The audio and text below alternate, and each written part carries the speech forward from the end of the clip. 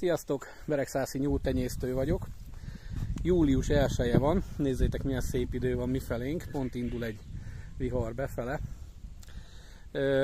Ha új vagy a csatornámon és most kattintottál rá először, akkor tudnod kell rólam, hogy 2007 óta foglalkozok nyulak tartásával, és 2015 óta tenyésztem is őket. Rengeteg videó van a csatornámon, direkt azért töltöttem fel különböző szakmai kérdésekben, hogyha valakinek segítségre van szüksége, hogy kedvet tudjak adni neki a nyúl tartáshoz, nyúl tenyésztéshez, akár a betegségektől való megóvásba, és sok minden másba. Lényeg az, hogy sikerült most, azért készítem ezt a videót, mert sikerült elkészítenem végre azt a füstölőt, amire már régóta vágytam, csak nem volt vele időm foglalkozni. Most szabadságon vagyok, úgyhogy érkeztem megcsinálni. Éppen ezért mutatom nektek ennek a füstölőnek az érdekességét. Itt egy 200 literes vashordó van levájva a földbe, és ebben a 200 literes vashordó, mint látjátok, egy ilyen méteren van, 5-70 centin van a földbe, de alatta is van egy réteg, tehát majdnem egy méter mély gödör van ott benne. És itt pedig egy folyosó köti össze, amit így cseréptel kibéleltem, és itt a végén pedig simán megy a tűzrakás, tűzégetés, nem tudom mennyire adja vissza a videó. Természetesen gyümölcsfákat használok, füstöltem is, de most már égetem, tehát eperfa, fehér eperfát használok most a füstölésre, illetve szilvafát és egy kis tölgyfát. Na most körülbelül ezt már 4 óra hosszája, már lassan 5 óra hosszája csinálom, mert nagyon nehezen indult be. Főleg füstöléssel kezdtem, nem akart befele indulni a tűz, és ezt nem füstölni kell, és ennek a hordós füstölésnek a lényege, így megmutatom nektek, figyeljetek. Nos, ilyen guszta nyuszit kaptok. Ezek nyulak, csak nincsenek meg az alsó combok, mivel hogy azokra volt vásárló. Ez csak egy hirtelen ötlettől jött, hogy akkor ezeket ki fogom füstölni. Mivel minden héten szoktam egyszer-kétszer vágást hirdetni, és most úgy kérték, 3 nyúlnak a hátsó combját kérték, és ugye minden más megmaradt, valamiért nem jött rá vevő, ilyen is van. És eldöntöttem, hogy akkor most ezt nem csinálom meg vasárnapi ebédnek, hanem bepácoltam, és a pác alapján most pedig kifüstöltem. Ne lepődjetek meg, hogy van egy kis víz a gödör alján, mert ez egy természetes lecsapódás, illetve mifelé nagyon magas a talajvíz. Na most, ennek a hordós füstölésnek a lényege, hogy maga a hús az nem csak egyszerűen megfüstölődik, hanem mivel ez nagyon jól le is van takargatva ez a hordó, vagy ilyen, itt vannak ezek a rongyok, most hirtelen ezzel tudtam letakargatni, tehát maga a hordónak a fala meleg. Ezt fel kell jó melegíteni, minél jobban el kell tőle zárni a füst eljáratát. Persze még nincs kész a füstölő, úgyhogy ez még tovább folytatódik, csak már annyira vártam, hogy nem raktam oda fel a nyulat, és tehát nem vittem tovább a készítését, és egyszerre úgymond a forró levegőbe megfől az a hús, amit beleteszel. Legyen az szalonna, legyen az kolbász, vagy legyen az akár, nem tudom, sonka, mondjuk. Látjátok? Ami nagyon fontos, hogy be kell magát a húst pácolni előtte. Ami fontos a pácnak, mondom a pácnak az összetételét. Egy ilyen 10 literes fazékba volt bepácolva nekem. Ez a kb. 3 kilónyi, 3,5-4 kilónyi hús. Ebbe a 10 liter vízbe én tettem 5 deci sót, de tehettek 6 decit is, annak függvényében, hogy milyen erős a só. Ez nekem nagyon erős só volt, de 6 decit ír a recept. Tettem bele egy marék, tehát egy ilyen marék nem teljes nagy marék, egy ilyen kisebb marék fekete borsot, szemes borsot természetesen. Tettem bele 10 darab szép egészséges babérlevelet, és még egy ilyen marék fokhagymát. És ezt még szombaton csináltam meg, és szépen betettem a hűtőbe.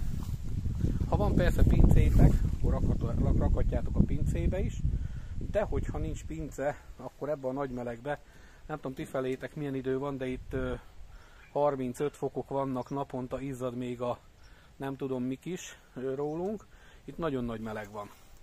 Szóval mindenképpen hűtőbe tegyétek, 2 nap ez hűtődik, és pontosabban érlelődik, és a húst ne felejtsétek el majd bevagdosni. Nem tudom, most nem forró, megpróbálom így megmutatni nektek, hogy ha ki tudom venni. Nézzétek, így látjátok, be van vagdosva, és ennek a különlegessége, hogy ez nem szárad ki úgy a hús, mint más esetben, ha simán füstölnéd, hanem ez olyan lesz, mint a sonka. Nézzétek, ott vannak rajta még a nedvesség pöttyök, pont emiatt. Még visszateszem egy kicsit, és előnye, hogy rögtön lehet fogyasztani. Tehát ott tartottunk a páclénál, úgyhogy ha ezt betettétek, hát 30-36 órát érdemes legalább, hogy legyen ebbe a pácba, és 36 óra után viszont már nyugodtan vehető ki. Közben úgy látom, hogy lehet meg kell ezt szakítani a videót, mert egész egy szép vihar készülődik és jön felfele. Egyre keményebben fúj a szél. Amúgy nézzétek közben a kertet is, így megmutatnám nektek. Milyen gyönyörű lett az a extra haszonból. Ugye a trágyával, amit megtrágyáztam, hát gyönyörű a tengeri, még hiába május végén, 20-a körül vetettük el a kertet, minden gyönyörű benne kegyelméből. Na de visszatérve, innen fogom folytatni, de muszáj vagyok beszedni, mert mindjárt a nyakamon a vihar. Addig is sziasztok! Jó, na látjátok, így néz ki, amikor be van már a nyúl pácolva. Mutatom nektek, hogy így bevagdostam. Érdemes bevagdosni. És ugye a recept alapján egy ilyen 10 literes, durván 10 literes fazékba kell beletenni egy maréknyi, egy fél maréknyi fekete borsot, természetesen szemeset, 10 darab babérlevelet, ezen kívül 4 deci sót javaslok, tehát 4 deci sót, és egy kevés koriandert. És természetesen fokhagymát, szintén egy ilyen fél maréknyit, vagy maréknyit, de azt viszont én már felaprítottam, és úgy tettem bele, és az egészet még felöntöm vízzel, hogy teljesen lepje el.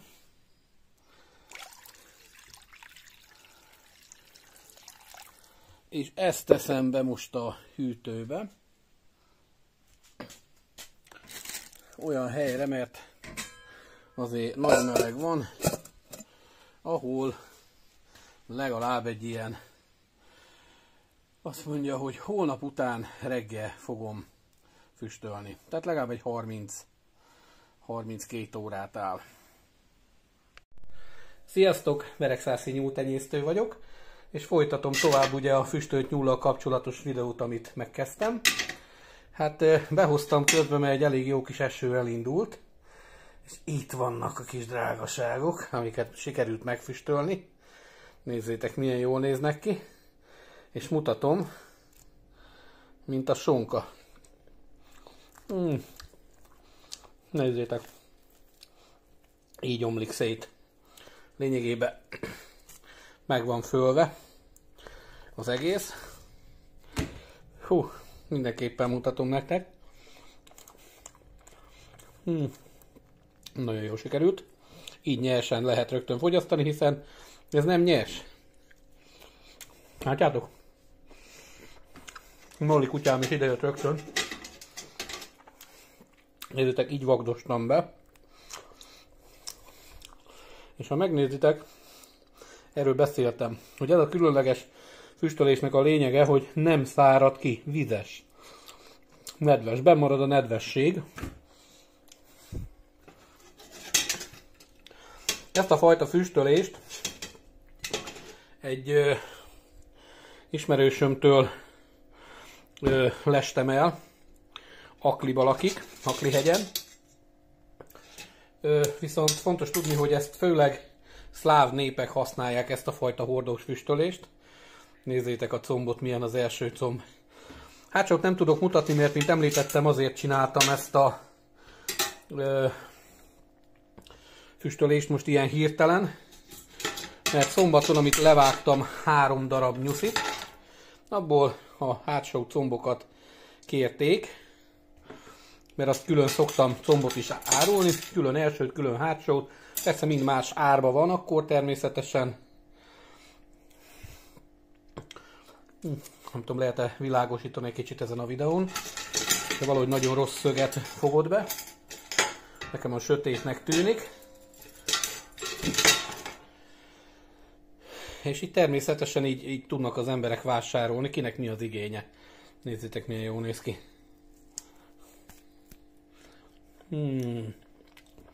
Bámulatosan jó. Hát gyerekek, megint csak azt mondom, hogy egy szintet léptem, mivel ezt meg tudom csinálni, ezért nem félek attól, ha rajtam marad a nyúl egy vágás után. Bocsánat a hangokért, de rendesen ilyen lett a kezem, és ilyen füstös. És fontos az, hogy ez olyan egy finomságot termel nektek, és gondoljatok bele, ez olyan ember is eheti ezt a füstölt nyulat, aki más esetben mondjuk nem nagyon ehetne füstöltet, ugye? Mert maga a nyúlhús, mint tudjuk, az egyik legegészségesebb húsok egyike.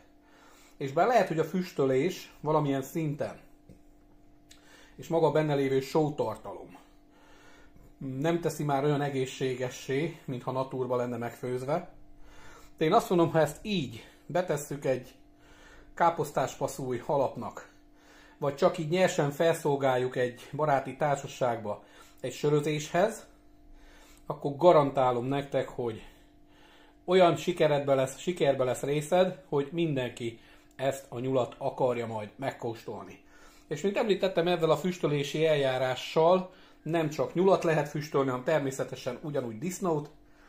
Nagyon fontos, hogy nem szabad, lehet az előzményekben is említettem, de inkább újra elmondom, nem szabad 2 héttől tovább tárolni, hűvös helyre kell tenni, még inkább az 1 hetet mondom ilyen nagy melegbe, vagy 3 napot. Minél hamarabb hűtőbe kell, hogy kerüljön, és minél hamarabb, ha szükséges, le kell fagyasztani. De egy egyszeri különlegességnek, hát fenomenálisan jó. Röviden és tömören ennyit szerettem volna nektek mondani. Hát ha nem vagytok még tagok a csatornámon, akkor ide lenne, hogy már tagok legyetek, vagy legalábbis tetszik-eljétek magát a csatornámat. Én nagyon-nagyon hálás vagyok minden tagnak, akik nézik a videóimat és megosszák. Igen, ebbe kérném még a segítségeteket, hogy osszátok is meg, tehát nem csak nyomjatok rá a tetszik gombra, hanem vagy a Facebook profilotokon, vagy valahol, ahol látjátok, hogy olyan csoportokban, ahol van rá igény, akár nyulas csoportokban, vagy ahol lehet érdeklődő, ott érdemes megosztani, hogy minél többen tudjanak róla. És próbáljátok ki. Én mindenképpen ezt tovább fogom vinni, mert mint említettem, még ebbe a pálcba még akarok tenni még egy fajta fűszert, és úgy fogom a következőt megpróbálni, és valószínűleg a következő már a héten meg lesz, és még finomabbá szeretném csinálni, bár most is rettentő finom, nagyon különleges ez a hús, de én szeretném még kikísérletezni, hogy még egy icipicit pikánsabb legyen, és jobb legyen az íze. Hát köszönöm, hogyha néztetek, és köszönöm, hogy megoszthattam veletek ezt a ízbombát. Hajrá, csináljátok meg, és élvezzétek ti is. Sziasztok!